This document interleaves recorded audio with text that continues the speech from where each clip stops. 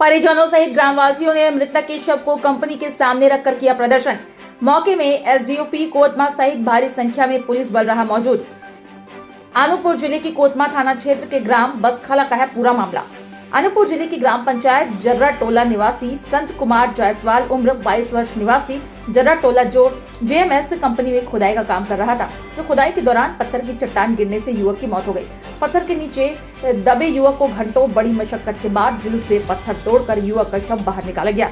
JMS company के सामने मृतक के शव को रखकर परिजनों सहित ग्राम वासियों ने प्रबंधन की लापरवाही और न्याय की मांग को लेकर घंटों प्रदर्शन किया। जिसके बाद मौके पर मध्य प्रदेश के मंत्री दिलीप जायसवाल सहित पुलिस प्रशासन परिजनों के साथ मौका निरीक्षण करने के बाद मंत्री व अधिकारी की अगुवाई में जेएमएस के अधिकारियों के साथ बातचीत हुई, जिसमें जेएमएस अधिकारियों द्वारा कहा गया कि माइंस एक्ट के तहत जो भी मुआवजे की है प्रावधान होगा उसे 1 महीने के भीतर परिजनों को दिया जाएगा।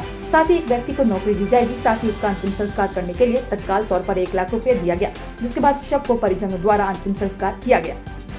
हम अभी आए हैं यहाँ पे, क्या समझौता हुआ परिजनों और प्रबंधन के बीच में?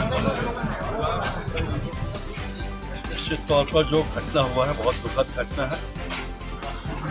ठेकेदार की कहीं न कहीं लापरवाही दिख रही है और ये जांच का विषय है।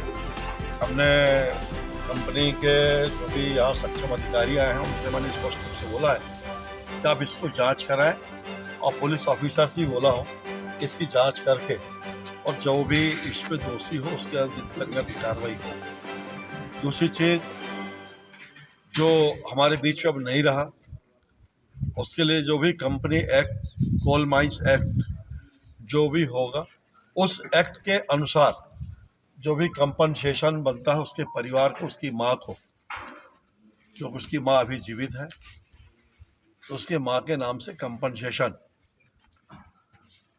निश्चित समय के अंदर 1 महीने के अंदर, कितने दिन में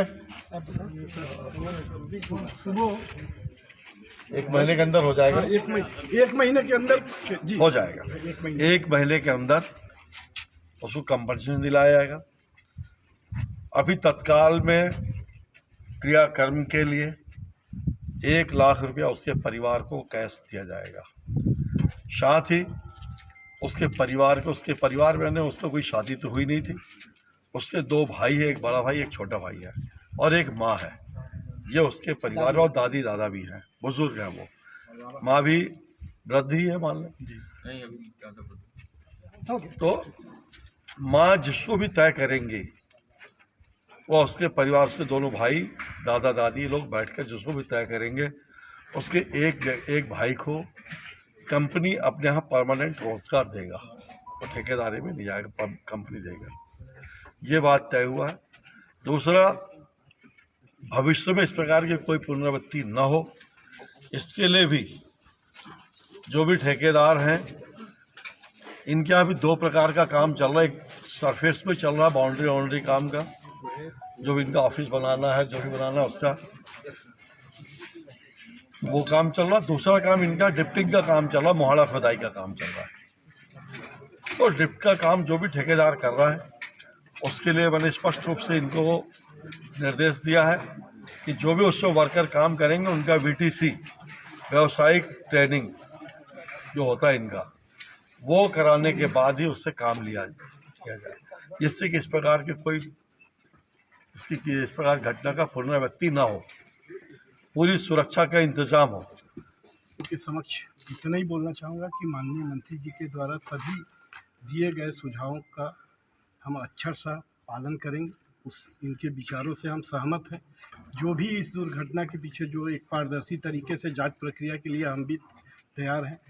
इस प्रक्रिया का निर्वहन जो भी सक्षम अधिकारी या जो होंगे वो पारदर्शी तरीके से करें। हम भी चाहते हैं कि ये ऐसी टाइप की दुर्घटनाएं या जो भी है भविष्य में ना हो, क्योंकि हमारे भी कंपनी का प्रथम रूल सेफ्टी फर्स्ट का ही है गोल, और उसको हम अचीव करना चाहेंगे कि भविष्य में ऐसी किसी भी रूप से किसी भी प्रकार का दुर्घटना की पुनरावृत्ति हमारे खदानों में ना हो।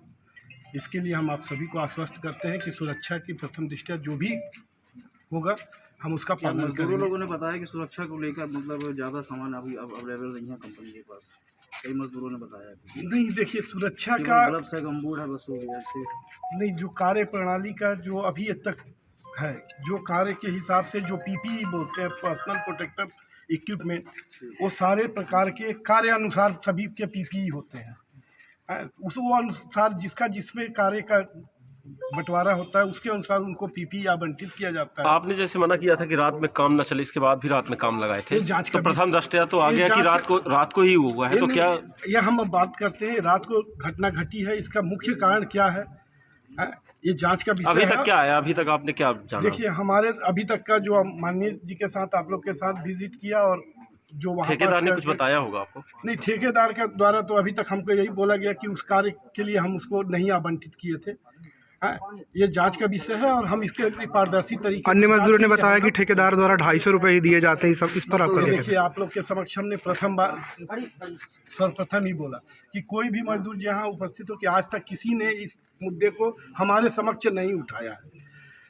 तो इसका भी ये सब जैसा माननीय जी ने बोला कि ये सब जांच का है और इसका पुनरावृत्ति न हो, इसका हम ख्याल रखेंगे और उसकी हम जिम्मेदारी लेते हैं कि भविष्य में ऐसी न।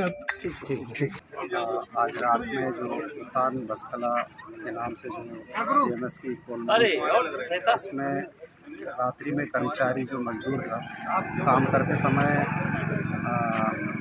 मिट्टी से दबने की सूचना आई थी और इनके कर्मचारियों के द्वारा इसको जिला अस्पताल ले जाया गया था, जहाँ पे डॉक्टरों ने घोषित किया गया था।